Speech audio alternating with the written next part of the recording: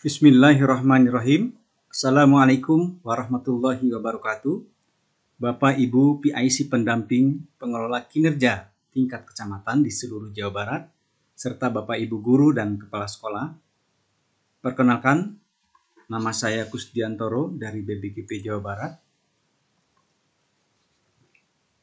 Untuk memberikan gambaran penggunaan aplikasi PMM, ada baiknya Bapak Ibu memahami aliran data pada sistem yang sudah terintegrasi antara PMM, e-kinerja, dan SI-ASN.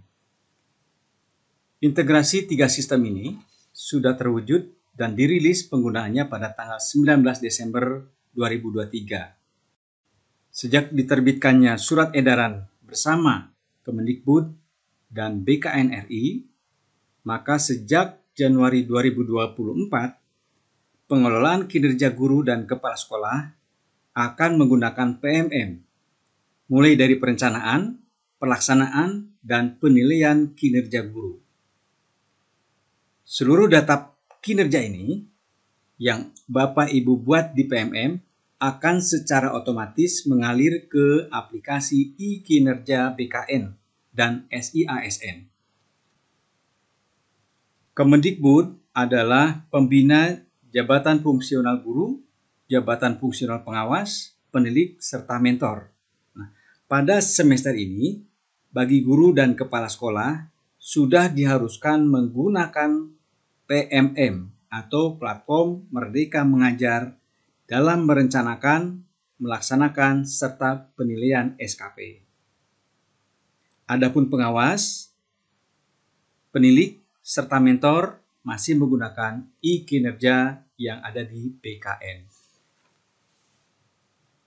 Untuk memahami regulasi petunjuk teknis pengelolaan kinerja yang tertuang dalam Perdirjen 7607 yang berisi tentang butir kinerja, tugas tambahan, hasil kerja, perilaku kerja, serta pelaksanaan pengembangan kompetensi sampai penilaian kinerja oleh atasan, maka Bapak Ibu diharapkan untuk bisa memiliki lembaran Perdirjen GTK 7607 ini.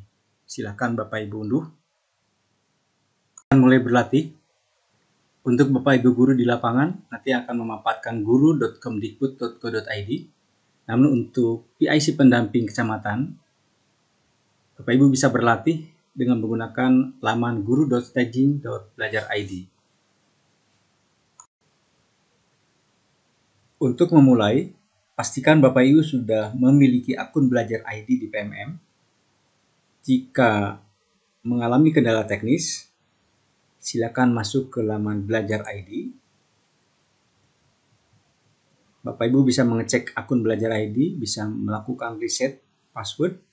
Kemudian juga Bapak Ibu bisa melakukan pengajuan ID baru. Kita akan masuk ke PMM.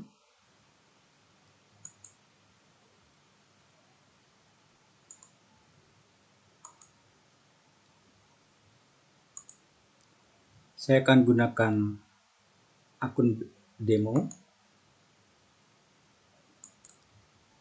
Untuk memulai pembuatan kinerja SKP, pilih menu pengelolaan kinerja. Seandainya akun yang Bapak gunakan dianggap sebagai bukan guru ataupun bukan kepala sekolah, maka akan tampil seperti ini. Maka Bapak Ibu silakan masuk ke layanan pusat bantuan. Tekan pusat bantuan di bawah ini. Silakan inputkan seluruh kendala yang Bapak Ibu hadapi. Setelah dikirim, maka pusat bantuan akan merespon dengan respon time QoS selama 3 hari. Jika data Bapak di PMM dianggap sebagai guru, maka pada saat melakukan klik akan tampil layar sebagai berikut. Alur pengelolaan mulai dari bulan Januari sampai dengan bulan Juni terlihat di sini. Januari adalah saatnya Bapak Ibu melakukan perencanaan dan persetujuan SKP. Silakan mulai dengan menekan tombol mulai. Bapak Ibu diberi kesempatan untuk melakukan perbaikan data. Perbaikan hanya bisa dilakukan untuk golongan dan pangkat saja. Selain itu, perbaikan hanya bisa dilakukan di Dapodik. Perubahan tempat tugas ataupun jabatan itu dilakukannya di Dapodik. Pastikan operator sekolah melakukan peremajaan data, update data, dan sinkronisasi data Dapodik di sekolah masing-masing. Simpan jika sudah sesuai. Sistem melakukan notifikasi kedua kalinya. Yakinkan kalau datanya sudah sesuai karena perbaikan hanya dilakukan satu kali saja. Maka akan muncul 8 indikator kinerja. Bapak Ibu, dalam memilih indikator pengembangan kompetensi, pemilihannya harus mempertimbangkan capaian rapot pendidikan sekolah. Sistem sudah membuat relasi antara 6 indikator rapot pendidikan dengan 8 indikator kinerja dengan memberikan perbedaan warna, yaitu warna hijau, warna merah, kemudian warna kuning. Seperti ini, di mana warna merah artinya kurang, kemudian cukup berwarna kuning, dan hijau artinya sudah mencapai target. Guru hanya memilih satu indikator dari 8 indikator ini. Misalkan di sekolah Bapak Ibu hanya satu indikator yang berwarna merah, sementara gurunya ada 15 guru, maka guru tidak harus memilih semuanya di warna merah. Kepala sekolah bisa mendistribusikan beberapa indikator kepada guru lain supaya tidak menumpuk di satu indikator kinerja. Semisal Bapak Ibu akan memilih peningkatan kinerja di indikator penerapan disiplin positif, silakan diklik, maka akan muncul tombol ke pengembangan kompetensi menjadi warna hitam. Target yang disyaratkan adalah sebanyak 32 poin.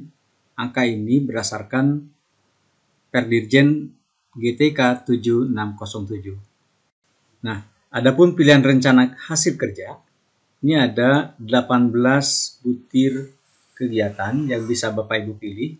Semuanya ini berdasarkan pada catatan yang ada di dalam Perdirjen 7607 ini. Misalkan saya memilih 4 poin, maka dari 32 dikurangi 4 poin, maka sisanya tinggal 28. Silakan tambahkan lagi untuk poin yang lainnya. Sampai akhirnya Bapak Ibu menuntaskan capai target 32 poin. Nah, misalkan seperti ini Bapak Ibu, kita sudah berhasil mendapatkan atau merencanakan 32 poin dengan jumlah butir kegiatan sebanyak 5 butir kegiatan, masing-masing satu kegiatan, yang nanti akan kita tuntaskan selama 1 semester, dan dipastikan butir kegiatan ini kita mampu mewujudkan itu dan bisa membuktikan ataupun bisa mengunggah bukti dukung nantinya. Dan untuk lebih detailnya, Bapak Ibu bisa membuka Perdirjen 7607 tentang 18 butir kompetensi yang bisa Bapak pilih, yang tertera di dalam laman 17. Dari 18 poin pengembangan ini, ada 5 kategori, mulai dari kategori kontribusi terhadap komunitas, kemudian non-pelatihan, pelatihan, pendidikan. Selanjutnya kita akan masuk pada penambahan butir-butir tugas tambahan. Rencana hasil kerja dari tugas tambahan ini adalah opsional. Ada 21 butir pilihan untuk tugas tambahan ini. Seandainya Bapak adalah wakil kepala sekolah, maka pilihlah wakil kepala sekolah. Seandainya ada tugas tambahan lain, silakan dipilih. Pilihan ini tidak wajib. Sekali lagi bahwa tugas tambahan bersifat opsional, tidak berlaku untuk semua guru.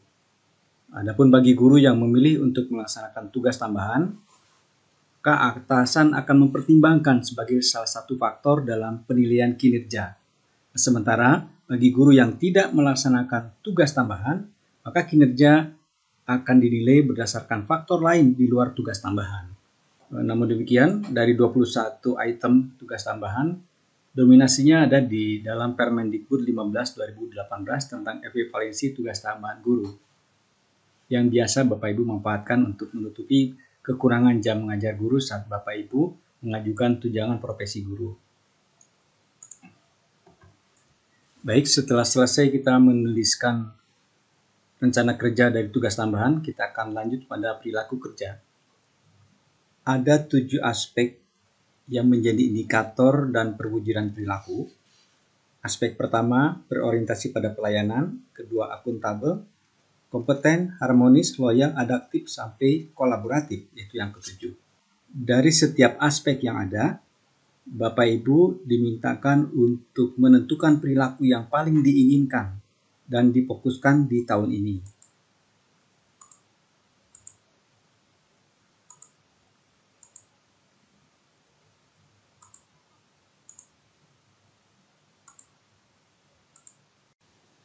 Bapak Ibu perhatikan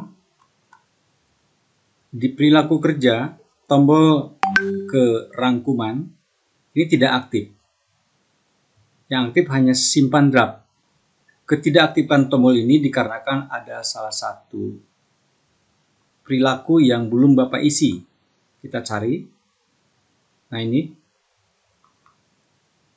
ada satu perilaku yang belum diisi pada aspek loyal. Kalau ini sudah kita pilih, maka tombol ke rangkuman akan aktif. Selanjutnya Bapak Ibu tinggal menekan tombol ke rangkuman. Kita akan bisa melihat rangkuman perencanaan kinerja Anda dari mulai pengembangan kompetensi, tugas tambahan, sampai pada perilaku kerja.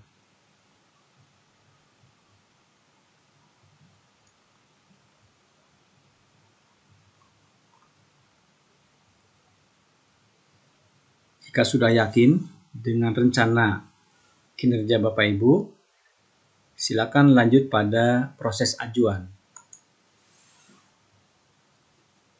Konfirmasi untuk meyakinkan kalau Bapak Ibu sudah meyakini dengan rencana kinerja yang nanti akan diajukan pada atasan kita. Selesai pengajuan, maka sudah selesailah tahapan Bapak Ibu dalam membuat SKP di awal. Tinggal menunggu giliran kepala sekolah memberikan respon atas ajuan yang Bapak Ibu buatkan. Guru sudah melakukan pengajuan perencanaan kinerja.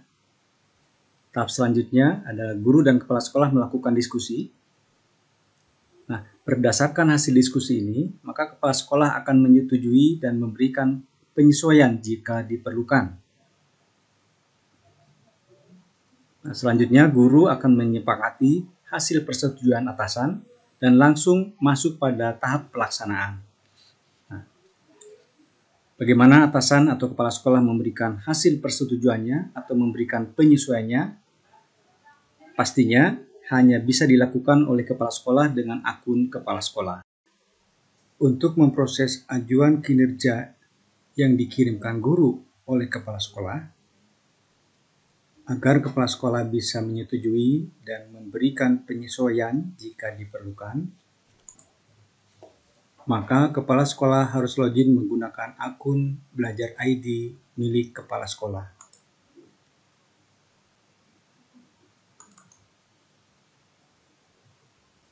Untuk melihat usulan guru, tekan tombol ke perencanaan guru. Tampak di sini beberapa guru yang sudah mengajukan ajuan. Ada yang status belum mengajukan, ada yang status perlu disetujui, ada yang status sudah disetujui. Sebelumnya akun yang mengajukan adalah akun Beta 28. Ini adalah akunnya guru yang tadi kita gunakan. Kepala sekolah lanjut mengecek tombol cek. Tampilan kinerja tampak seperti halnya tampilan yang ada di dalam akunnya guru. Kepala sekolah bisa membaca satu persatu.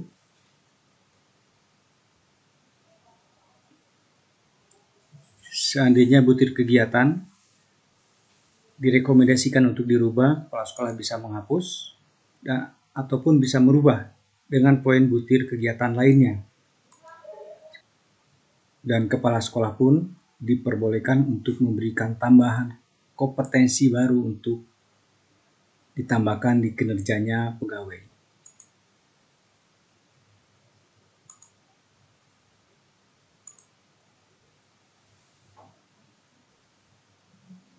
Penambahan kompetensi ini harus disepakati di awal supaya tidak menyulitkan dalam pembahasan perbaikan di kedepannya. Selanjutnya, masuk ke hasil kerja tambahan. Guru memiliki 2 rencana kerja untuk aktivitas tambahan. Kepala sekolah pun bisa menambahkan ataupun mengurangi, ataupun merubah. Sekiranya tidak ada tugas tambahan, kepala sekolah bisa lanjut pada pengecekan perilaku kerja. Jika sudah selesai, tekan tombol persetujuan dan tekan tombol setujui.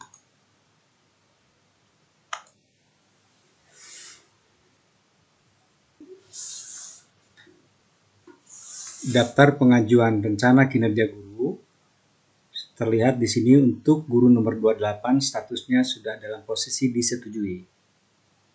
Maka selesai sudahlah tugasnya kepala sekolah. Nah, kini saatnya guru menyepakati perencanaan yang disetujui atasan. Gunakan akun guru. Kita kembali ke menu akun guru, Bapak Ibu. Nah, di pojok kanan atas ada tombol sepakati. Disinilah Bapak Ibu nanti akan memproses ataupun menyepakati hasil dari persetujuan atasan. Jika sudah yakin, maka tekan tombol sepakati.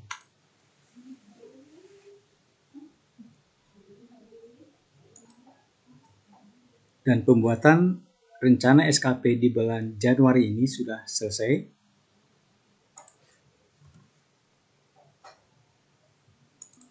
Pertama, buat SKP di PMM sebelum tanggal 20 Januari 2024. Yang kedua, wajib bagi ASN, baik PNS ataupun P3K, untuk membuat SKP di bulan Januari ini. Ketiga, perencanaan utamakan indikator rapot pendidikan yang berwarna merah atau kuning.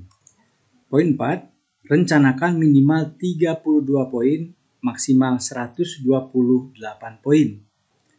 Poin kelima, pelajari Perdirjen 7607 agar Bapak Ibu bisa memahami petunjuk teknis kinerja guru ataupun kepala sekolah. Keenam, dalam membuat perencanaan ini, lakukan secara bersamaan dalam satu sekolah. Duduk bersama, selesaikan di waktu yang bersamaan. Ketujuh, masalah akan muncul bagi kepala sekolah yang PLT ataupun guru tertentu yang tidak terdata, maka akan didampingi khusus. Kedelapan, jika sudah disetujui perencanaannya, maka Bapak Ibu dapat melakukan aktivitas sesuai dengan perencanaan. Ingat, jika tidak melakukan perencanaan di PMM sebelum tanggal 20 Januari 2024, artinya guru bermasalah dengan data. Dan terakhir, kinerja tata usaha dan kepala sekolah menunggu kepastian tanggal 15 Januari 2024 karena tata usaha tidak masuk dalam PMM dan kepala dinas atau atasan kepala dinas belum memiliki akses ke PMM. Demikian Bapak Ibu, terima kasih. Semoga bisa membantu Bapak Ibu semua dalam membuat perencanaan SKP.